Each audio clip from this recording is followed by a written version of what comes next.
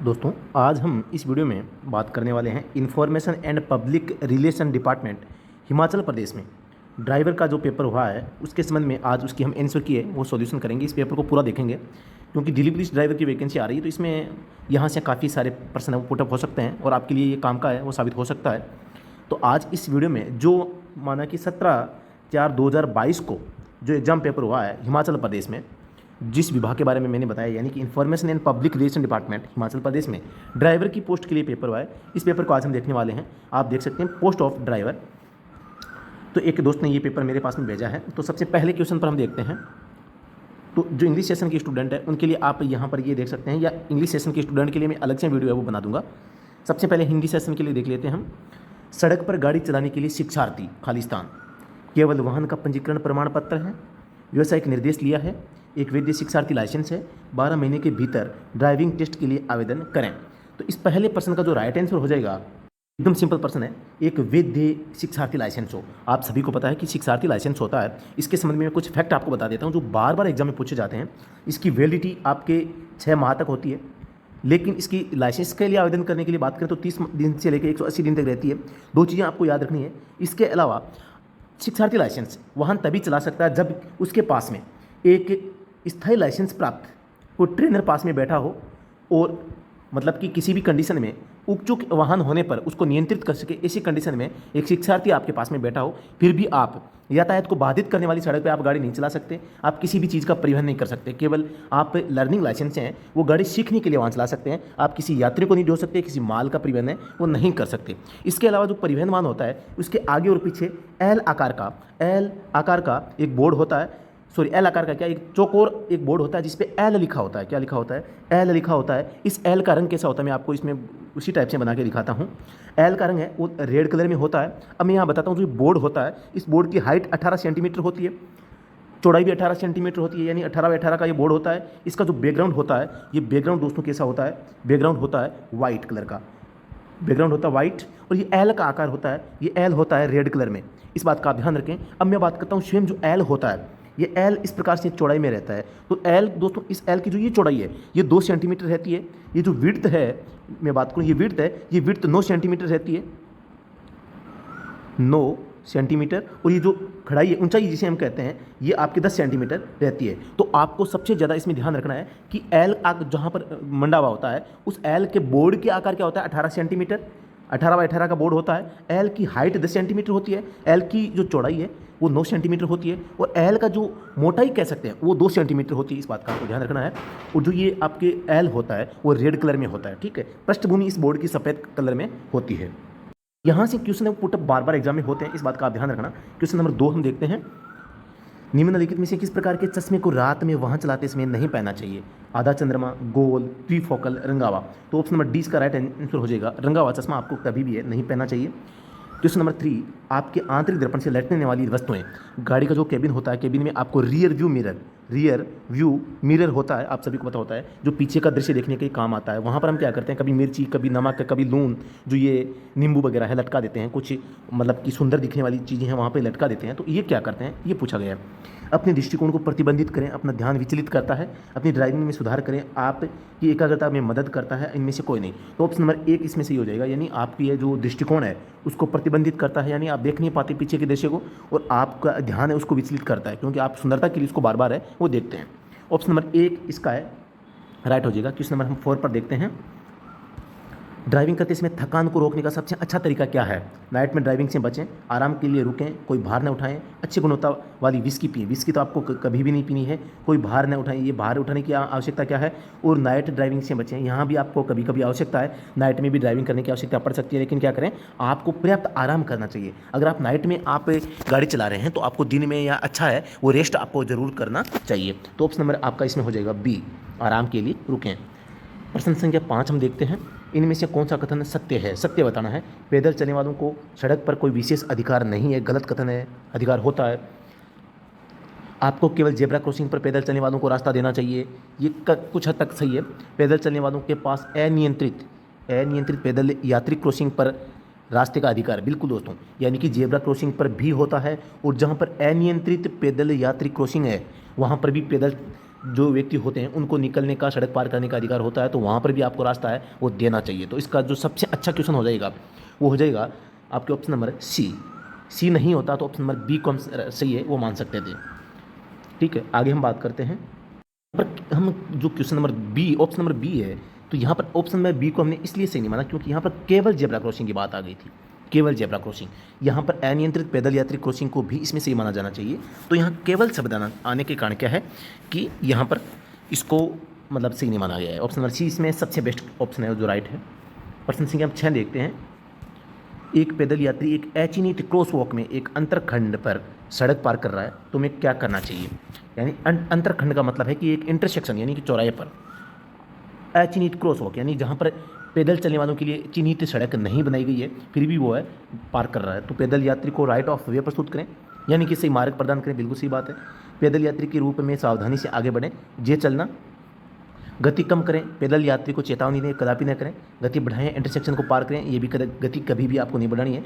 तो option number 1 पैदल यात्री को राइट ऑफ वे प्रस्तुत करें यानी कि वो जिधर जा रहा है आप उसके पीछे से आगे निकल सकते हैं या उसको पर्याप्त रास्ता देते हुए आप आगे बढ़ सकते हैं, नहीं तो उसके गुजरने के बाद आगे बढ़ें। प्रश्न संख्या 7 हम देखते हैं। अपनी कार को स्किड से बाहर निकालने का सबसे अच्छा तरीका, स्किड यानी होता है फिसलना। तो गाड़ी जिधर फिसल रही है, जिधर गाड़ी फिसल रही है उधर ही आपको अपने स्टीयरिंग को काटना है। इस बात का आप ध्यान रखें। हमेशा हम साइकिल चलाते हैं, साइकिल जिस तरफ डिगती है, जिस तरफ मतलब कि वो गिरने का प्रयास करती है, हम उधर ही क्या है अपने शरीर को झुका लेते हैं, तो इससे क्या है साइकिल वापस है वो अपनी मतलब कि सही पोजीशन में, संतुलन में आ जाती है। आप देखते हैं वही गाड़ी में नियम लागू होता है। स्टीयरिंग व्हील को उस दिशा में घुमाएं जहां कार फिसल रही है, बिल्कुल सही हो जाएगा। तेजी से ब्रेक लगाएं, नहीं। हैंड ब्रेक लगाएं, तेजी लाएं, नहीं। गियर ऊपर शिफ्ट करें और मूव करें, बिल्कुल भी नहीं। तो ऑप्शन नंबर 1 इसका राइट आंसर है वो हो जाएगा। प्रश्न संख्या 8 देखते हैं। सड़क पर दोहरी ठोस रेखाएं, जो दो पीली रेखाएं होती है, ओवरटेक करते इसमें आप क्रॉस ओवर कर सकते हैं, बिल्कुल नहीं कर सकते। दो ठोस रेखाएं होती हैं, इनको आप नहीं कर सकते। हो सकता है कि आप ओवरटेक करते इसमें सीमा पार न करें, यानी कि सीमा यानी कि रेखाएं, कोई वचन नहीं। हॉर्न बजाएं, गति बढ़ाएं, ओवरटेक करें। आप इसका इंग्लिश वर्जन देख सकते हैं। You may cross over while overtaking, बिल्कुल नहीं। You may not cross the lines while overtaking, ये हो सकता है नो ओवरटेकिंग। नो ओवरटेकिंग और ऑप्शन नंबर बी और सी काफ़ी अच्छे ऑप्शन यहाँ पर है। Blow horn, speed up and overtake, ये भी नहीं होगा। तो नो ओवरटेकिंग तो कहाँ होता है? नो ओवरटेकिंग मतलब हमें इस लाइन को पार नहीं करना है। तो इस प्रश्न का राइट आंसर जो हो जाएगा option number B, you may not cross the lines while overtaking, यानी कि ओवरटेक के दौरान आपको इन रेखाओं को पार नहीं करना है। प्रश्न संख्या हम 9 देखते हैं। लर्निंग लाइसेंस धारक के रूप में आपको वाहन नहीं चलाना चाहिए 50 किलोमीटर प्रति घंटे तक रात को एक स्थायी लाइसेंस धारक के बिना, इनमें से कोई भी नहीं। तो ऑप्शन नंबर सी सही है। मैंने आपको पहले प्रश्न में इसकी परिभाषा बता दी थी कि एक स्थायी लाइसेंस धारक के बिना आपको वाहन नहीं चलाना है। प्रश्न संख्या 10 देखते हैं। आपको इनमें से किस अवसर पर अपना वाहन रोकना चाहिए? दुर्घटना में शामिल होने पर, बिल्कुल सही है। एक लाल ट्रैफिक लाइट पर, बिल्कुल सही है। जब एक पुलिस अधिकारी द्वारा ऐसा करने का संकेत दिया जाता है, ये भी सही है। तो ऑप्शन नंबर डी इसका राइट आंसर हो जाएगा। नेक्स्ट क्वेश्चन हम देखते हैं। प्रश्न संख्या 11 हमारे सामने है। अपने सामने यात्रा करने वाले वाहन से आपको कितनी दूरी रखनी चाहिए? 15 मीटर, 10 मीटर। आपके सामने यात्रा करने वाले वाहन की गति पर निर्भर करता है। यदि सामने वाला धीमा या रुक जाता है तो टक्कर से बचने के लिए पर्याप्त दूरी, ये दोस्तों राइट आंसर हो जाएगा। यानी कि आपका जो वाहन इस हिसाब से चल रहा है कि सामने जो वाहन है वो अचानक रुक भी जाता है, तो आप उस वाहन से पहले अपने वाहन को रोक लें, इस पर डिपेंड करता है। तो टक्कर से बचने से के लिए पर्याप्त दूरी, ये 2 सेकंड का नियम है वो काम करता है। यहाँ पे 2 सेकंड का नियम क्या कहता है कि वह दूरी जो 2 सेकंड में आपकी गाड़ी जितनी दूरी तय करती है, माना कि आपकी गाड़ी 2 सेकंड में 100 मीटर की दूरी तय करती है, तो आपको कम से कम 100 मीटर की दूरी बनाए रखनी है। अगर 2 सेकंड में आपकी गाड़ी 200 मीटर की दूरी तय कर देती है, तो आपको 200 मीटर की दूरी मतलब कि बनाए रखनी है। ये होती है नॉर्मल, आपका जो मतलब होता है नॉर्मल स्थिति में आप 2 सेकंड के नियम का पालन कर सकते हैं। लेकिन यहाँ सबसे अच्छा ऑप्शन है डी हो जाएगा। यदि सामने वाला वाहन है धीमा या रुक जाता है तो टक्कर से बचने के लिए पर्याप्त दूरी आपके पास में होनी चाहिए। प्रश्न संख्या हम 12 देखते हैं। जब आप स्थिर हों तो आपको अपने हॉर्न का उपयोग नहीं करना चाहिए। हॉर्न का उपयोग नहीं करना चाहिए, नहीं आया जब तक कोई चलती गाड़ी आपको खतरे में न डाल दे किसी भी समय, जब तक इसका उपयोग केवल संक्षेप में नहीं किया जाता, यह संकेत देने के अलावा कि आप अभी अभी आए हैं। इसका राइट आंसर हो जाएगा किसी भी समय नहीं, यानी कि किसी भी समय नहीं इसका उपयोग करना चाहिए। यानी कि आप अगर जब खड़े हैं तो खड़े वाहन का में हॉर्न का उपयोग कभी भी नहीं किया जा सकता, इस बात का ध्यान रखें। प्रश्न संख्या हम 13 देखते हैं। जब आप किसी ऐसी सड़क पर पहुंचते हैं जहां कर्मचारी मरम्मत कर रहे हैं तो आपकी गति इससे अधिक नहीं होगी। कर्मचारी काम कर रहे हैं या सड़क टूटी फूटी है या वाहन टोचन कर रखा है आपने, तो ऐसी कंडीशन में आपके वाहन की गति है 25 किलोमीटर प्रति घंटे की रफ्तार से है, वो ज़्यादा नहीं होनी चाहिए। प्रश्न संख्या हम 14 देखते हैं। निम्नलिखित में से किसके कारण ड्राइविंग करते समय एकाग्रता का नुकसान हो सकता है? जोर से संगीत, बिल्कुल सही है। एक यात्री के साथ बहस, बिल्कुल सही है। मोबाइल फ़ोन का उपयोग, ये भी सही है। तो उपरोक्त सभी इसका राइट आंसर हो जाएगा। आपने ड्राइविंग करते समय ये तीनों काम है वो न करें, ठीक है। अगले प्रश्न पर हम देखते हैं। आप अपनी कार में 13 साल के 2 बच्चों और उनके माता पिता को ले जा रहे हैं। ये देखने के लिए कौन जिम्मेदार है कि बच्चे सीट बेल्ट पहनते हैं या नहीं पहनते? तो इसकी जिम्मेदार केवल और केवल कौन होता है? जो चालक होता है वह जिम्मेदार होता है। प्रश्न संख्या हम 16 पे देखते हैं। रात में अन्य वाहनों की हेडलाइट से चकाचौंध होने पर आपको क्या करना चाहिए? चकाचौंध यानी होता है प्रतिबिंबित होना, यानी कि सामने वाले की गाड़ी है वो अगर हेडलाइट हाई बीम पे है तो आपकी आंखों में उसकी रोशनी पहुंचेगी और आपकी आंखें हैं वो चकाचौंध हो जाएगी, मतलब आपको कुछ भी नज़र नहीं आएगा। आगे बढ़ें, सड़क के बाईं ओर देखें, गति धीमी करें, हेडलाइट्स निचली बीम पर रखें, अपनी हेडलाइट को लगातार डुबोएं, स्पीड अप करें। तो क्वेश्चन नंबर 16 का राइट आंसर हो जाएगा ऑप्शन नंबर बी, सड़क के बाईं ओर देखें, गति धीमी करें, हेडलाइट को निचली बीम में करें। ये तीनों काम आपको करने चाहिए। बहुत अच्छा क्वेश्चन यहाँ पर पुटअप हुआ है। प्रश्न संख्या हम 17 देखते हैं। ड्राइविंग 3 चीज़ों की पुनरावृत्ति है, वे सही क्रम कौन से हैं? अगर आप कुछ काम करना चाहते हैं, कुछ नई एक्टिविटी दाएं बाएं कुछ भी मोड़ना चाहते हैं तो आपको क्या करना चाहिए, ये पूछा है। सोचो, करो, देखो, करो, सोचो, देखो, देखें, सोचें, करें, देखें, करें, सोचें। तो आप सबको पता है, सबसे हम पहले हम सी ये देखेंगे, उसके बाद में थिंक सोचेंगे कि भी ये हमें करना चाहिए नहीं करना चाहिए, करने के लिए जो परिस्थिति है वो सही नहीं है या सही है या नहीं है, अनुकूल है या नहीं है, और उसके बाद में डू यानी करें। तो देखें, सोचें, करें। ऑप्शन नंबर सी इसका राइट आंसर है, हो जाएगा। क्वेश्चन नंबर हम 18 देखते हैं। मोटर वाहन अधिनियम की धारा 112 संबंधित है। बिल्कुल सिंपल प्रश्न है। नाबालिग ड्राइविंग, बिना वाहन बीमा चलाना, गति सीमा, वैध लाइसेंस के बिना ड्राइविंग। तो इस प्रश्न का जो राइट आंसर क्या हो जाएगा? धारा 112 का संबंध किससे है? गति सीमा से। अब मैं बात करता हूँ यहाँ पर बिना बीमा के वाहन चलाना। आप सभी को पता है कि 196 जो सेक्शन है वो बिना वाहन चलाने पर इसके जुर्माने का प्रावधान है। नाबालिग द्वारा ड्राइविंग, ये धारा 199 है, आप सभी जानते होंगे। और वैध लाइसेंस के बिना ड्राइविंग, ये धारा 181 है, इसका संबंध रखते हैं। तो प्रश्न संख्या 18 का right answer option number C हो जाएगा। प्रश्न संख्या हम 19 देखते हैं। एक राज्य में पंजीकृत वाहन को दूसरे राज्य में रखने की अधिकतम अवधि क्या है? तो इसका राइट आंसर हो जाएगा 12 माह है। यानी आप किसी एक राज्य से दूसरे राज्य में 12 माह तक है, वो कितने माह तक? 12 माह तक, 1 साल तक, यानी अपने वाहन को है वहाँ रख सकते हैं। इससे ज़्यादा रखने के लिए आपको क्या है, वहाँ पर अलग से पंजीकरण है, दोबारा से ट्रांसफ़र करवाने की आवश्यकता होगी। अगले प्रश्न पर हम देखते हैं। प्रश्न संख्या 20 है, बिल्कुल सिंपल प्रश्न है। ट्रैफिक सिग्नल दर्शाता है पुरुष काम पर है, आगे घुमावदार सड़क है, फिसलन सड़क। बिल्कुल ऑप्शन नंबर सी इसका राइट आंसर है, हो जाएगा। प्रश्न संख्या हम 21 देखते हैं। ट्रैफिक सिग्नल दिया हुआ दर्शाता है, हॉर्न बजाएं, रफ रोड, मवेशी आगे धीमा, बजरी गिरती रहती है। यानी कि प्रश्न संख्या 21 का राइट आंसर है ऑप्शन नंबर डी, बजरी गिरती रहती है। तो ऑप्शन नंबर मतलब डी इसका राइट आंसर है, हो जाएगा। प्रश्न संख्या 22 देखते हैं। सड़क पर वाहन का दरवाज़ा खोलते समय क्या आपकी कोई जिम्मेदारी है? ड्राइवर जब चाहे अपना दरवाज़ा खोल सकता है, बिल्कुल गलत है। नहीं, यदि द्वार प्रगति में हस्तक्षेप करता है तो कोई भी निम्नलिखित यातायात रुकना चाहिए। नहीं, इस स्थिति को कवर करने के लिए कोई विनियम नहीं है, ये भी गलत है। हाँ, यदि पीछे यातायात के लिए खतरा है तो दरवाज़ा न खोलें। तो प्रश्न संख्या जो 22 है इसका राइट आंसर हो जाएगा ऑप्शन नंबर डी, यानी कि अगर पीछे यातायात के लिए कोई खतरा उत्पन्न होता है तो आपको दरवाज़ा वो नहीं खोलना है, ठीक है। पीछे से कोई गाड़ी आ सकती है। प्रश्न संख्या हम 23 देखते हैं। निलंबित या रद्द ड्राइविंग लाइसेंस वाला व्यक्ति ड्राइविंग कर सकता है। दोस्तों, अगर लाइसेंस को रद्द किया या निलंबित किया, किस लिए किया है? उसने सही ढंग से गाड़ी नहीं चलाई होगी। तो अगर रद्द कर दिया है तो फिर वो गाड़ी कैसे चला सकता है? अगर गाड़ी चला सकता है फिर रद्द करने की, निलंबन करने की आवश्यकता क्या थी, ठीक है। तो इस 23 का जो राइट आंसर हो जाएगा प्रश्न संख्या 3, ऑप्शन नंबर 3, किसी भी हालात में ड्राइव न करें। प्रश्न संख्या 24 पर देखते हैं। वाहन शुरू करते समय निम्नलिखित में से कौन सा काम करना चाहिए? गियर न्यूट्रल में होना चाहिए, पार्किंग ब्रेक ऑन होना चाहिए, क्लच पेडल दबा होना चाहिए, उपरोक्त सभी। तो ऑप्शन नंबर डी है, राइट आंसर हो जाएगा। यानी कि जब आप वाहन को शुरू करते हैं तो आपका वाहन है न्यूट्रल हो, सही बात है, पार्किंग ब्रेक ऑन हो जब तक स्टार्ट न कर लें, जब आप गियर डाल के रवाना करते हैं तब आपको ब्रेक है वो रिलीव करने चाहिए, क्लच पेडल वो भी दबा होना चाहिए, ये भी सही है। तो प्रश्न संख्या जो 24 है उसका राइट आंसर हो जाएगा ऑप्शन नंबर डी। प्रश्न संख्या 25 पे हम देखते हैं।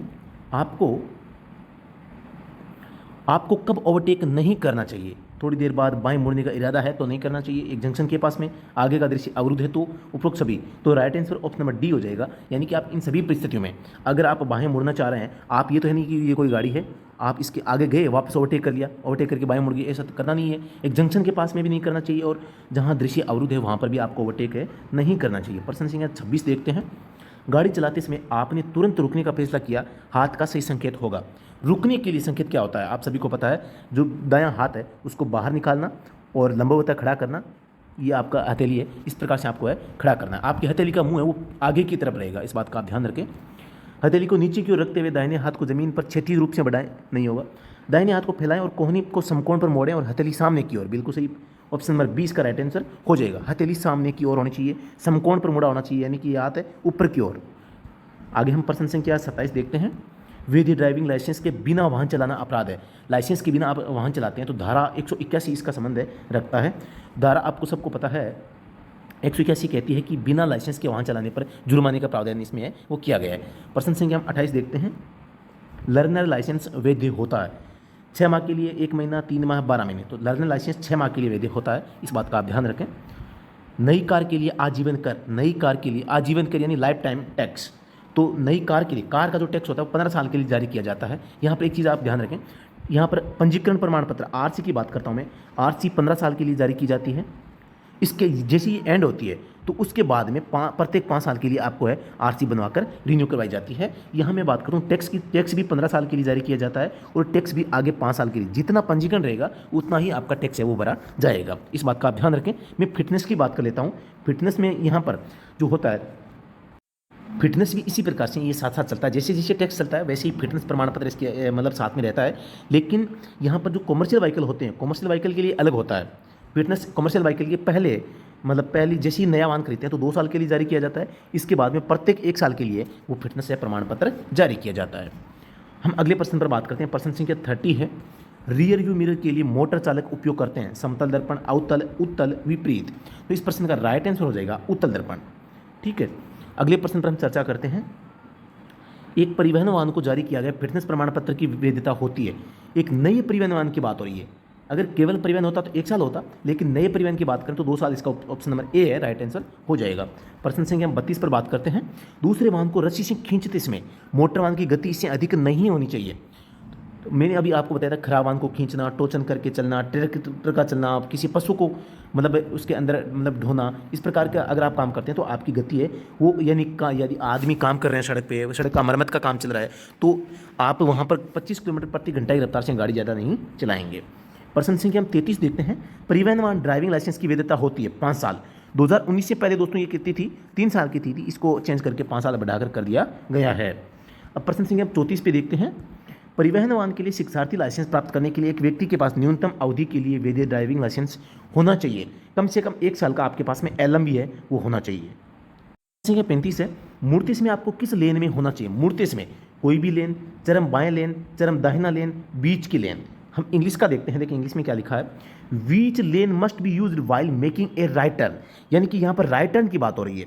विच lane must be used while making a right turn, तो राइट टर्न के दौरान आप कौन सी लेन में होंगे इस बात की ओर संकेत कर रहा है। तो इसमें ऑप्शन नंबर हमें देखते हैं, कोई भी लेन नहीं, चरम बाएं लेन, चरम दाहिना लेन। तो हमें इसमें कौन से लेन में होना चाहिए? चरम दाहिना लेन में होना चाहिए, यानी कि आप अगर दाएं मुड़ रहे हैं तो दाहिने लेन में, बाएं मुड़ रहे हैं तो बाएं लेन में। ये कॉमन सेंस है, तो ऑप्शन नंबर सी इसका राइट आंसर हो जाएगा। प्रश्न संख्या 36 पे बात करते हैं। पार्क किए गए वाहन एक दूसरे के करीब नहीं होने चाहिए। यहाँ पर मैं आपको ये बता देता हूँ, यानी कि 2 गाड़ियाँ, 2 कंडीशन, एक गाड़ी है, एक इसके बगल में यहाँ खड़ी है। अब एक गाड़ी यहाँ खड़ी है, एक यहाँ के इसके नीचे खड़ी है। दोबारा से बताता हूँ मैं, 2 कंडीशन होगी, एक गाड़ी यहाँ है, एक यहाँ है, एक यहाँ, इस प्रकार से एक दूसरी यहाँ पर खड़ी है। तो अगर गाड़ियाँ इस प्रकार से खड़ी है तो आपके इन दोनों गाड़ियों के बीच में जो समानांतर पार्किंग बोलते हैं इसे, 3 फुट की दूरी होनी चाहिए। अगर गाड़ियाँ आगे पीछे खड़ी है तो यहाँ पर आपकी डिस्टेंस है वो टायर और टारमाक जो नियम है उसके तहत 4 से 5 फीट के बीच में दूरी है होनी चाहिए, यानी कम से कम 4 फीट की दूरी तो होनी चाहिए। तो यहाँ पर बात हो रही है समानांतर या आगे पीछे की बात नहीं हो रही, तो हम समानांतर ही समझ सकते हैं। तो इस हिसाब से इस प्रश्न का राइट आंसर हो जाएगा ऑप्शन नंबर ए, 3 फीट दूरी आपके पास में कम से कम गाड़ियों के बीच में होनी चाहिए। प्रश्न संख्या हम 37 देखते हैं। आप एक उन्नयन पर पहाड़ी की चोटी के पास एक धीमी ट्रक का अनुसरण कर रहे हैं तो आपको क्या करना चाहिए? यानी कि आप एक उन्नयन, यानी आप चढ़ रहे हैं पहाड़ी की चोटी के पास, मतलब पहुँच चुके हैं, धीमी ट्रक का ट्रैफिक दाहिने हाथ न होने पर तुरंत ओवरटेक करें। भी हो सकता है आपको ओवरटेक नहीं करना चाहिए, हो सकता है अचानक कोई वाहन आ जाए। जब आप पहाड़ी की चोटी पर पहुँचे तो ओवरटेक करें और स्पष्ट रूप से देख सकें। हॉर्न बजाने के बाद ओवरटेक करें, अपना गियर कम करने के बाद ओवरटेक करें। तो आपको ऑप्शन नंबर बी आपको राइट आंसर करना होगा, क्योंकि यहाँ पर है कि जब आप पहाड़ी की चोटी पर पहुँचे, यानी जब पहुँच जाते हैं तब ओवरटेक करना है, जब स्पष्ट रूप से आप है वो आगे का रास्ता देख पाते हैं। प्रश्न संख्या हम 38 पर बात करते हैं। बिल्कुल सिंपल प्रश्न है। संकेत दर्शाता है। आगे सीधी सड़क, कोई ओवरटेक की अनुमति नहीं है, आगे यू टर्न का प्रावधान है, आगे 2 सड़क का क्रॉसिंग है। ये दोस्तों जो चिन्ह है ये तो गैप इन मीडियन टाइप का है, गैप इन मीडियन मध्य में अंतराल टाइप का है, लेकिन इस प्रश्न के हिसाब से जो हो जाएगा, आप सभी को पता है कि जब सड़क पर इस प्रकार से जो होता है, यहाँ से भी सड़क है और यहाँ से भी सड़क है। दोबारा से बताता हूँ मैं, माना कि एक सड़क इधर से भी है, इधर से है, और जो बीच की पट्टी है, तो बीच की पट्टी में यहाँ जो यू टर्न होता है ऐसे बनाया हुआ होता है, तो ये होता तो गैप इन मीडियम है, लेकिन ये यू टर्न भी यहाँ पर आप ले सकते हैं। ये यू टर्न के लिए या इधर से उधर जाने के लिए ही होता है, तो यही इसमें पूछा जा रहा है। तो ये यू टर्न का, आगे यू टर्न का प्रावधान है। ऑप्शन नंबर सी इसका राइट आंसर हो जाएगा। प्रश्न के हिसाब से हमें कुछ प्रश्नों के जवाब है वो देने पड़ते हैं। गीली या फिसलन भरी सड़क पर गाड़ी चलाते समय अचानक ब्रेक लगाने या त्वरण करने से बचें, वाहन को बाएं दाएं घुमाएं, टायर का दबाव कम करें, वाहन को तेज गति से चलाएं। तो ऑप्शन नंबर ए इसका राइट आंसर हो जाएगा, यानी कि अचानक ब्रेक लगाने या त्वरण यानी गति बढ़ाना। त्वरण यानी गाड़ी की गति है वो बढ़ाने से आपको बचना है। अनुमेय स्तर से अधिक शराब के प्रभाव में मोटर वाहन चलाना धारा के तहत अपराध है, यानी कि शराब पीकर वाहन चलाना किस धारा के तहत अपराध है ये आपको बताना है। तो ऑप्शन नंबर ए है 115, 185, 150, 100। तो ऑप्शन नंबर बी इसका राइट आंसर हो जाएगा, यानी कि 185 ये कहता है कि शराब पीकर वगैरह आप गाड़ी चलाते हैं तो आप इसमें दोषी पाए जाते हैं। अब इसकी सीमा क्या है, 100 ml, 100 ml में 30 mg, 100 ml में 30 mg। इस बात का आप ध्यान रखें, यहाँ ml है, यहाँ mg है, तो इन दोनों चीज़ों को आपको ध्यान में रखना है। प्रश्न संख्या हम 41 देखते हैं। ड्राइविंग लाइसेंस के नवीकरण के लिए आवेदन किया जाता है। आप सभी को पता है फॉर्म नंबर 9 है, इसमें ड्राइविंग लाइसेंस के रिन्यू करने के लिए इसमें फॉर्म नंबर 9 में आवेदन किया जाता है। अगले पर हम बात करते हैं प्रश्न संख्या 42 पे। एक अमान्य कैरिज है। सबसे पहले आप इसको देख सकते हैं, N invalid carriage. Invalid carriage किसे कहते हैं, अमान्य परमिट वाला वाहन, एक ड्राइवर द्वारा संचालित एक मोटर वाहन जिसका लाइसेंस अमान्य है, विकलांग लोगों के लिए विशेष रूप से डिजाइन किया गया एक मोटर वाहन। तो ऑप्शन नंबर सी इसका राइट आंसर हो जाएगा। विकलांग लोगों के लिए विशेष रूप से जो डिजाइन किया गया वाहन होता है वही एक इनवैलिड अमान्य कैरिज है वो होता है। प्रश्न संख्या हम 43 देखते हैं। भारी मोटर वाहन जिसका भार रहित सकल भार से अधिक होता है, 12,000 किलोग्राम, 5,000, 10,000, 1200। तो ऑप्शन नंबर ए इसका राइट आंसर हो जाएगा, यानी कि जो HMV जिसे हम कह सकते हैं, इनका 12 के जो मीडियम MMV होते हैं इनका दोस्तों 7.5 से 12 तक होता है, और जो LMV होते हैं इनका दोस्तों 7,500 kg तक है वो इसका भार है वो होता है। इस बात का आप तीनों का आपको ध्यान में रखना है, यानी अगर भारी वाहन है तो 12,000 किलोग्राम, मीडियम वाहन है तो 7.5 से लेकर 12,000 किलोग्राम, और अगर लाइट मोटर व्हीकल है तो इसमें दोस्तों 7,500 यानी 7,500 किलोग्राम तक वजन है वो होता है। वो वजन कौन सा होता है, भार रहित सकल भार। प्रश्न संख्या हम 44 देखते हैं। जब अन्य वाहन आपसे आगे निकल रहे हैं तो या गुजर रहे हैं तो नहीं करें, इसको ध्यान रखना आपको। हाथ के संकेत दें, अपने वाहन की गति बढ़ाएं, हेडलाइट का उपयोग करें, अपने वाहन की गति नहीं बढ़ाएं। अब इस प्रश्न का राइट आंसर बहुत अच्छा प्रश्न यहाँ पे आपको देखने को मिला है, अपने वाहन की गति नहीं बढ़ाएं। इस प्रश्न का मैं अगर ऑप्शन नंबर बी राइट मानता हूँ तो आप कहोगे कि गुरुजी सटिया गए हैं, अपने वाहन की गति बढ़ाएं। बी मैंने कहा अपने वाहन की गति बढ़ाएं, आप कहोगे गुरुजी सटिया गए, लेकिन मैंने आपको पहले कह दिया है कि आप प्रश्न में नहीं करें, इस बात का ध्यान रखें। जब अन्य वाहन आपसे आगे निकल रहे हैं या गुजर रहे हैं तो आपको नहीं करना है, क्या नहीं करना है, अपने वाहन की गति नहीं बढ़ानी है। प्रश्न संख्या डी को देखें हम, अपने वाहन की गति नहीं बढ़ाएं, इस नहीं के साथ इस नहीं को डालोगे तो हो जाएगा अपने वाहन की गति बढ़ाएं। तो प्रश्न की भाषा को समझने, प्रश्न को काफ़ी घुमाया गया है, आपको कंफ्यूज करने के लिए प्रश्न को अच्छा बनाया गया है। तो इस प्रश्न में मतलब ये पूछा गया है कि आपको क्या नहीं करना है, अपने वाहन की गति बढ़ाएं, ये नहीं करना है, ठीक है, बाकी आप काम है वो कर सकते हैं। नेक्स्ट क्वेश्चन पर हम बात करते हैं, प्रश्न संख्या 45। यातायात नियमन का पहला चरण क्या है, चालक नियंत्रण, वाहन नियंत्रण, यातायात प्रवाह नियम, सामान्य नियंत्रण। यातायात नियमन के लिए सबसे जरूरी है कि जहां पर यातायात चलते हैं, नियम जो वाहन चल रहे हैं उस वाहन मार्ग को नियंत्रण में करें ताकि ड्राइवर है जो वाहन नियंत्रण आसानी से हो सके। तो ऑप्शन नंबर सी इसका राइट आंसर हो जाएगा, यातायात प्रवाह नियम। प्रश्न संख्या हम 46 देखते हैं। यातायात नियंत्रण उपकरणों के माध्यम से लगाए गए विभिन्न नियमों में खालिस्तान शामिल नहीं है। यातायात नियंत्रण किए जाते हैं, आपको सबको पता है आज का डिजिटल जमाना है, तो इसके जरिए आप हर संभव प्रयास कर यातायात पर आप नियंत्रण रखते हैं, तो उनमें शामिल नहीं है। स्पष्ट दृश्यता बिल्कुल सही है, आसान पहचान, हर जो वाहन है उसकी पहचान सुनिश्चित करना, चालक के लिए पर्याप्त समय, यातायात आबादी, यानी कि जो यातायात आबादी का मतलब है ट्रैफिक पॉपुलेशन। यहाँ पर यातायात आबादी का मतलब है जितने बहुत ज़्यादा जो वाहन आते हैं सबके बारे में आपको नियंत्रण है वो रखना है। तो इसमें चालक के लिए पर्याप्त समय, ये दोस्तों इसमें सही नहीं रहेगा। जो यातायात नियंत्रण के लिए उपकरण होते हैं इसमें चालक के लिए पर्याप्त समय, इसका कोई प्रावधान है वो नहीं है, बाकी सारे काम है वहाँ पर किए जाते हैं। आगे हम देखते हैं दोस्तों इसको मैं दोबारा से बता देता हूँ। स्पष्ट दृश्यता यानी देखने में आसानी होनी चाहिए कि हर वाहन को आप देख सकें, आसान पहचान आप सुनिश्चित कर सकें।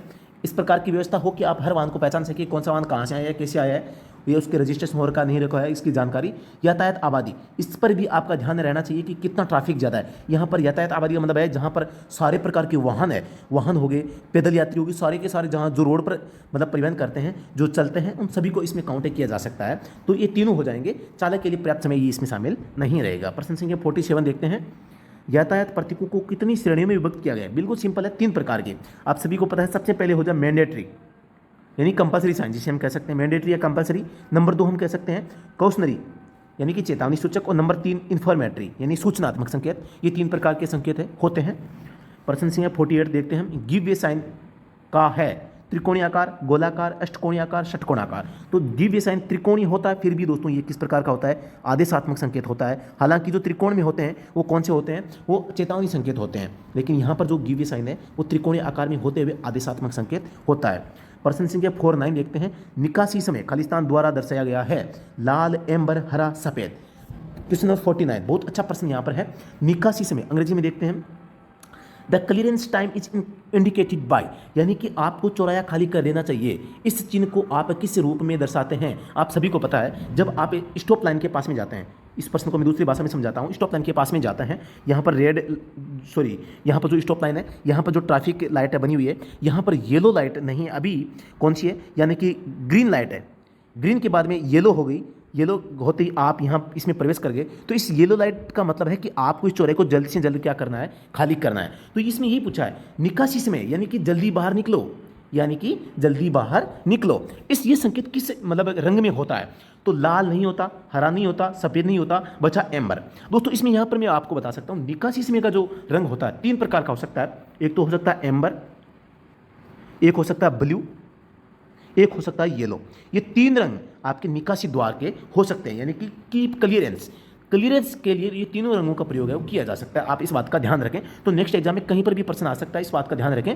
कि इस यहाँ पर कौन कौन से रंग हो सकते हैं? एम्बर यानी आसमानी, ब्लू यानी नीला, येलो यानी पीला।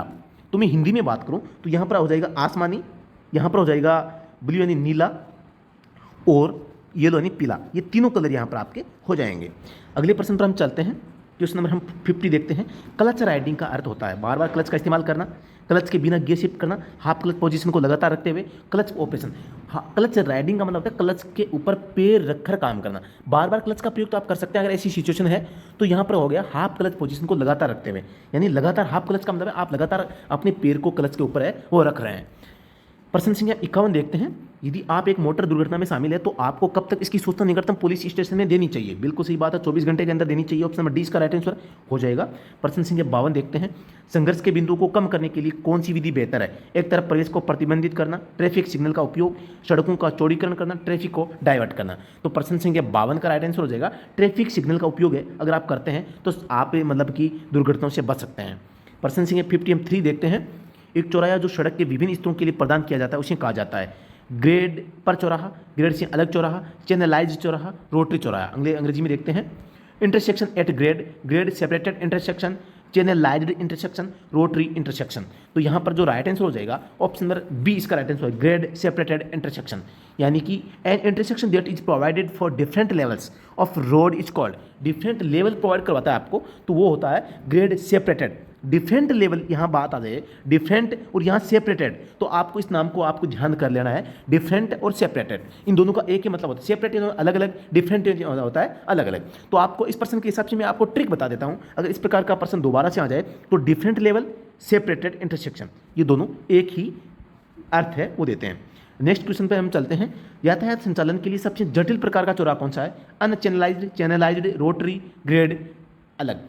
तो इस प्रश्न का राइट आंसर हो जाएगा ऑप्शन नंबर बी चैनलाइज्ड। जो इंटरसेक्शन होता है वो सबसे जटिल प्रकार का होता है। स्टॉप साइन का आकार होता है अष्टकोणीय होता है, सभी को पता है दोस्तों। इसके अलावा मैं बता देता हूँ अष्टकोणीय जो साइन होता है इसका बॉर्डर होता है वो ब्लैक होता है, बॉर्डर ब्लैक होता है। इसकी पृष्ठभूमि रेड होती है, इस बात का ध्यान रखें। इसके अंदर साइन है वो नहीं होता, साइन बनाया हुआ नहीं होता। प्रश्न संख्या 56 देखते हैं, नो पार्किंग साइन के लिए किस रंग की पृष्ठभूमि का उपयोग किया जाता है। नो पार्किंग आप सभी को पता है राउंड में होता है, जिसका बॉर्डर भी रेड होता है, एक रेखा इसमें रेड कलर में होती है, बीच में यहाँ पर जो नीला है वो होता है, कौन सा होता है, नीला रंग यहाँ पर दोनों साइड में होता है। तो ऑप्शन नंबर प्रश्न संख्या 56 है, इसका राइट आंसर हो जाएगा नीला, option number C, question number 56।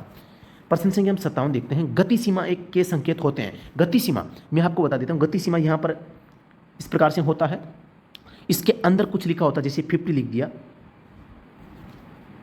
तो ये मतलब जो इसका बॉर्डर होता है, बॉर्डर किस प्रकार का होता है, बॉर्डर होता है रेड कलर में। तो पहली बात तो ये आकार गोलाकार में हो जाएगा, ये दो मतलब सही है, गोलाकार सही है, सफ़ेद बॉर्डर लाल बॉर्डर, लाल बॉर्डर होता है ये हो जाएगा, सफ़ेद पृष्ठभूमि लाल पृष्ठभूमि, तो ये गलत हो जाएगा, ऑप्शन नंबर ए इसका राइट आंसर हो जाएगा। यानी कि जो गति सीमा बताता है वो गोलाकार में होता है, लाल बॉर्डर में होता है, पृष्ठभूमि सफ़ेद होती है, इसके अंदर जो 50 लिखे होते हैं वो ब्लैक कलर में होते हैं। किस में होते हैं, ब्लैक कलर में। अगले प्रश्न पर हम बात करते हैं, प्रश्न संख्या 58 है, कौन सा चिन्ह सूचनात्मक चिन्ह है। प्राथमिक चिकित्सा post, hairpin band, no parking, rough road, सूचनात्मक आपको बताना है। तो प्राथमिक चिकित्सा पोस्ट होती है वो आपकी जो वर्ग में होती है, इसके अंदर प्लस का चिन्ह है बनाया होता है, तो ये क्या होता है कि सूचनात्मक संकेत होता है। दोस्तों अगर वीडियो पसंद आया तो इसे लाइक करें, शेयर करें, अपने दोस्तों के पास में जरूर भेजें। दोस्तों मेरे जिस भी व्हाट्सएप ग्रुप में आप जुड़े हुए हैं उस ग्रुप में आप इस वीडियो को शेयर करोगे, ये मैं आपसे रिक्वेस्ट करता हूँ, ठीक है। देखते हैं मेरे देखें दोस्त कौन कौन है इस ग्रुप में, या दोस्तों इस वीडियो को जो पसंद कर रहे हैं, कौन कौन से दोस्त हैं जो मेरे इस वीडियो को शेयर करेंगे। यातायात संकेत संकीर्ण सड़क है, अनिवार्य संकेत, चेतावनी संकेत, सूचनात्मक संकेत, इनमें से कोई नहीं। संकीर्ण सड़क की बात करता है, यानी कि इस प्रकार से होता है, आगे संकड़ी सड़क है, इस प्रकार के संकेत कौन देता है, चेतावनी संकेत। प्रश्न संख्या 59 है, इसका राइट आंसर हो जाएगा ऑप्शन नंबर बी, चेतावनी संकेत होता है। ये त्रिभुज में बना होता है, आप सभी को पता हो तो, ठीक है। त्रिभुज का बॉर्डर लाल होता है और ये जो साइन बना होता है ये ब्लैक कलर में होता है, पृष्ठभूमि इसकी सफेद होती है। प्रश्न संख्या हम 60 भी देखते हैं, टूटी हुई रेखाएं दर्शाती है, विवेक के साथ पार करने की अनुमति देता है, साइड रोड से प्रवेश या निकास को छोड़कर क्रॉसिंग की अनुमति नहीं होती, केवल अत्यधिक आपात स्थिति के मामले में क्रॉसिंग की अनुमति होती है, सड़क चिन्हों के रूप में बिल्कुल भी उपयोग नहीं किया जा सकता, ये भी गलत है। तो ऑप्शन नंबर ए इसका राइट आंसर है, हो जाएगा विवेक यानी बुद्धि के साथ में। अगर आपको लगता है कि सही है तो आप उस समय इसे पार कर सकते हैं। प्रश्न संख्या 61 देखते हैं, स्टॉप लाइन के अंतर्गत आता है अनुदैर्ध्य चिन्ह, ऑब्जेक्ट मार्किंग, अनुप्रस्थ चिन्ह, इनमें से कोई नहीं। तो इस प्रश्न को मैं होल्ड रखता हूँ, इसका उत्तर मुझे भी नहीं मिला है। तो इस प्रश्न का अगर जवाब आपको सही आ रहा है, आपको अच्छी डेफिनेशन आ रही है, उसका सोर्स के बारे में आपको पता है, तो आप कमेंट सेक्शन में जरूर बताएं या मुझे व्हाट्सअप करें। मेरे व्हाट्सअप नंबर है 8764188848। इस प्रश्न के बारे में अगर आपको जानकारी है तो आप मुझसे संपर्क जरूर करें। प्रश्न संख्या 62 हम देखते हैं, मोटर वाहन अधिनियम 1988 कब लागू हुआ। सभी को पता है, बहुत अच्छा प्रश्न है, मैंने पहली क्लास में ये बता दिया था, 1 जुलाई 1989 को ये लागू हुआ था, मोटर व्हीकल एक्ट 1988 है। प्रश्न संख्या 63 देखते हैं, नए पंजीकरण चिन्ह के असाइनमेंट के लिए आवेदन प्रपत्र। यहाँ जो मेरा दोस्त है इसने 26 कर दिए, बिल्कुल नए पंजीकरण के लिए दोस्तों आवेदन पत्र है वो प्रश्न फॉरम नंबर 26 में होता है, लेकिन यहाँ इसका जो सही जो जवाब है वो इसमें प्रश्न संख्या 26 है, इसमें जो प्रश्न संख्या जो 63 इसका राइट आंसर 26 नहीं होगा, इसका कौन सा होगा कमेंट सेक्शन में बताएं, थोड़ा सा मैं आपका वेट करता हूँ। देखें 63 का राइट आंसर क्या होगा, आप सभी को पता है प्रश्न जो फॉर्म नंबर 26 होता है ये तो न्यू पंजीकरण के लिए होता है, लेकिन यहाँ पर आपको एक नाम दिख रहा है असाइनमेंट। असाइनमेंट का मतलब क्या होता है ये मैं आपको बता देता हूँ। असाइनमेंट का मतलब होता है कि आपने वाहन है हायर किया हो, यानी किराए पर लिया हो, आपने वाहन खरीदा हो, आपने वाहन लीज पर लिया हो, आपने वाहन गिरवी पर रखा हो, तो इस प्रकार की चीज़ें अगर होती है तो उसे हम असाइनमेंट कहते हैं। अगर इस प्रकार की चीज़ें आप करते हैं तो आप पंजीकरण के लिए कौन सा फॉर्म आवेदन पत्र है वो भरते हैं, ये आपको बताना है। तो इस प्रश्न का राइट आंसर है, आपने कमेंट सेक्शन में जरूर दिया होगा, राइट आंसर हो जाएगा फॉर्म नंबर 27। प्रश्न संख्या 64 देखते हैं, मोटर वाहन अधिनियम 1988 की कौन सी धारा बीमारी या विकलांगता के आधार पर ड्राइविंग लाइसेंस निरसन से संबंधित है। यानी अगर आप लाइसेंस आपने प्राप्त कर लिया, 2 साल ठीक थे, तीसरे साल आप आंखों से अंधे हो गए, तो भी अब गाड़ी थोड़ी चला सकते हैं, लाइसेंस तो है लेकिन गाड़ी नहीं चला सकते, तो कौन सी धारा है वो आपको आपके लाइसेंस को रिजेक्ट कर देती है, ये आपको बताना है। तो इसमें राइट आंसर हो जाएगा धारा 16, मोटर व्हीकल एक्ट की धारा 16 है, वो आपके लाइसेंस को निलंबन के लिए प्रावधान है, वो करती है। अगर आप किसी गंभीर बीमारी से बीमार हो चुके हैं तो आपका लाइसेंस रद्द है, वो किया जा सकता है। प्रश्न संख्या 65 पर बात करते हैं, मोटर वाहन अधिनियम 1988 की किस धारा में गति सीमा का उल्लेख है। बहुत सिंपल प्रश्न है, गति सीमा का प्रश्न इस पेपर में 2 बार आ चुका है, तो धारा 112 इसका राइट आंसर हो जाएगा। प्रश्न संख्या 66 देखते हैं, बहुत अच्छा प्रश्न है, किराया खरीद समझौते की समाप्ति के लिए आवेदन करते समय कौन सा फॉर्म 35 में अपना हस्ताक्षर करेगा।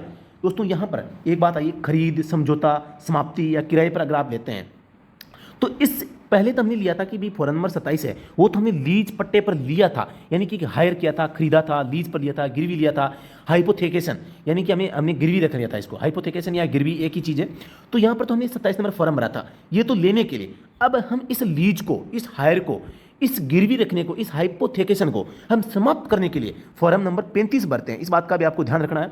तो इसमें कौन कौन साइन करता है? पंजीकृत मालिक, फाइनेंसर, पंजीकरण प्राधिकरण, ए और बी दोनों। तो इस फॉरम पे साइन कौन कौन करेगा? पंजीकृत मालिक करेगा और फाइनेंसर करेगा, जिसने इसको फाइनेंस पे दिया है। तो ए और बी, ऑप्शन नंबर डी इसका राइट आंसर है, हो जाएगा। बहुत अच्छा प्रश्न इसने यहाँ पर रखा है। खराब बैटरी टर्मिनल के साथ इंजन शुरू करने का क्या परिणाम है? वो होगा, बैटरी का टर्मिनल अगर खराब है तो क्या होगा? इंजन शुरू है वो नहीं होगा। ऑप्शन नंबर सी इसका राइट आंसर हो जाएगा। प्रश्न संख्या 68 देखते हैं। यदि कम चिपचिपापन ग्रेड तेल का उपयोग किया जाता है तो इंजन के प्रदर्शन पर क्या प्रभाव पड़ेगा? अगर दोस्तों मैं आपको चीज़ बताऊं, अगर इंजन के पुर्जे हैं, ये पिस्टन है, ये पिस्टन गति कर रहा है सिलेंडर के अंदर, ठीक है, ये पिस्टन ऊपर नीचे कर रहा है, तो यहाँ ये इसकी दीवारें हैं, ये ऑयल से भीगी हुई है। अगर यहाँ पर इन ऑयल में चिकनापन अगर कम है तो ये रगड़ थोड़ा कठिनाई से खाएगा। कठिनाई से खाएगा मतलब क्या है कि ये मतलब कि गति है वो कम प्रदान करेगा वाहन को। अब हमें गति करवानी है तो हमें स्पीड बढ़ानी पड़ेगी। स्पीड बढ़ाने का मतलब है कि हमारा जो ईंधन है वो ज़्यादा खपत होगा। सीधी सी बात है, ये पुर्जे मतलब कि मुश्किल से गति करेंगे, मुश्किल से हार्डनेस आएगी तो लोड बढ़ेगा, लोड बढ़ने से ईंधन की खपत है वो अधिक हो जाएगी। तो इस प्रश्न का राइट आंसर हो जाएगा ऑप्शन नंबर ए। उच्च ईंधन खपत का क्या कारण है? उच्च ईंधन खपत, रेडिएटर में कम जल स्तर, क्लोज्ड एयर क्लीनर, दोषपूर्ण थर्मोस्टेट वाल्व, निकास कई गुना भारी होना। थर्मोस्टेट वाल्व अगर दोषपूर्ण है तो दोस्तों यहाँ पर आपके वाहन का इंजन गर्म हो सकता है, लेकिन उच्च ईंधन खपत का कारण नहीं होगा। यहाँ पर अगर आपका एयर क्लीनर क्लोज्ड है यानी कि बंद पड़ा है तो दोस्तों आपके जो वाहन है इसको पर्याप्त हवा है वो नहीं मिल पाएगी, और इस कंडीशन में ईंधन खपत है वो ज़्यादा होगी, क्योंकि हवा और जो ईंधन का जो मिश्रण होता है वो उचित हो, इसके लिए एयर क्लीनर है हम लगाते हैं। तो ऑप्शन नंबर 20 का राइट आंसर है वो हो जाएगा। प्रश्न संख्या 70 देखते हैं। आप इंजन ऑयल की स्तर की जांच कैसे करते हैं? इंजन ऑयल की जांच करने के लिए दोस्तों डिपिस्टिक का प्रयोग किया जाता है। आप सभी को पता है डिपिस्टिक, कुछ यूट्यूबर है वो इसको लिपस्टिक भी बोलते हैं, तो आपको लिपस्टिक इसका नहीं रखना है, आपको इसको डिपिस्टिक ही बनाए रखना है। तो इस बात का आप ध्यान रखें। तो प्रश्न संख्या 70 है, इसका राइट आंसर हो जाएगा इंजन ऑयल डिपिस्टिक के साथ है, इसका ऑयल लेवल है वो देखा जाता है। प्रश्न संख्या 11 2011 की जनगणना अनुसार हिमाचल प्रदेश की साक्षरता दर कितनी है? तो ये हिमाचल प्रदेश HP, मैंने आपको सबसे पहले ही बता दिया था कि ये पेपर कहाँ से था। तो दोस्तों ये पेपर था हिमाचल प्रदेश का। इसके अलावा दोस्तों मैं आपको एक चीज़ बता देता हूँ, अगर आप ड्राइवर एग्जाम की तैयारी कर रहे हैं, इसकी तैयारी कर रहे हैं, ड्राइवर एग्जाम की तैयारी कर रहे हैं, तो दोस्तों स्टडी एट होम हमारा मोबाइल एप्लीकेशन है। क्या नाम है उसका? Study at home. आप गूगल प्ले स्टोर पे आप ये नाम लिखोगे स्टडी एट होम तो ये आपको मिल जाएगा, इसको डाउनलोड करें। इस पर ड्राइवर से संबंधित आपको बुक मिल सकती है, all India driver exam review, यानी भारत में आज तक जितने एग्जाम हुए हैं उनमें जितने प्रश्न आए हैं वो सारे के सारे प्रश्न आपको एक ही बुक में मिल जाएंगे। वो भी मिलता है दिल्ली पुलिस ड्राइवर के लिए दोस्तों कोर्स मिलता है। इसके अलावा दोस्तों अगर आप ओल्ड जो पेपर PDF है ड्राइवर की, ओल्ड ड्राइवर PDF ये प्राप्त करना चाहते हैं विद सॉल्यूशन, ये भी इसके लिए भी हमने एक नया कोर्स लॉन्च कर दिया है। तो इसके लिए भी आप हमारे स्टडी एट होम मोबाइल को एप्लीकेशन डाउनलोड करें। उसमें ओवर सेक्शन बना, ओवर कोर्स सेक्शन बना हुआ है, इसमें ऑल ओल्ड PDF पेपर है, उस नाम से एक कोर्स आपको मिलेगा। इस कोर्स में आप जाओगे तो सभी जो पेपर है यहाँ पर अपलोड कर दिए गए हैं, आप इन्हें भी देख सकते हैं। तो अभी हमारा जो मोबाइल एप्लीकेशन है स्टडी एट होम डाउनलोड करें अगर आप सरकारी ड्राइवर बनना चाहते हैं। तो दोस्तों ये वीडियो आपको कैसे लगा? अगर अच्छा लगा तो इसे लाइक करें, कमेंट सेक्शन में भी जरूर बताएं कि वीडियो कैसा लगा, ताकि हम आगे का जो वीडियो लेकर आ रहे हैं उस पर हम प्लान कर सकें भी आपको किस प्रकार से क्या करवाना है। कुछ स्टूडेंट ये कह रहे हैं कि इस पेपर को आपको 10 मिनट या 15 मिनट में एंड करवा देना चाहिए था, बिना कुछ समझाए, प्रश्न पढ़ा सीधा उत्तर। तो क्या आप वो चाहते हैं? तो आप अपना कमेंट, अपना जो अपनी राय है, अपना जो सजेशन है, सुझाव है, वो कमेंट सेक्शन में जरूर बताएं। तो दोस्तों इसके अलावा फिर से कहता हूं कि इस वीडियो को अगर पसंद आए तो इसको दोस्तों के पास में जरूर शेयर करें, व्हाट्सएप ग्रुप में जरूर शेयर करें दोस्तों, ये मेरी आपसे रिक्वेस्ट है, ठीक है। तो दोस्तों अभी के लिए इतना ही, फिर से मिलते हैं नेक्स्ट वीडियो में, तब तक के लिए धन्यवाद, जय हिंद।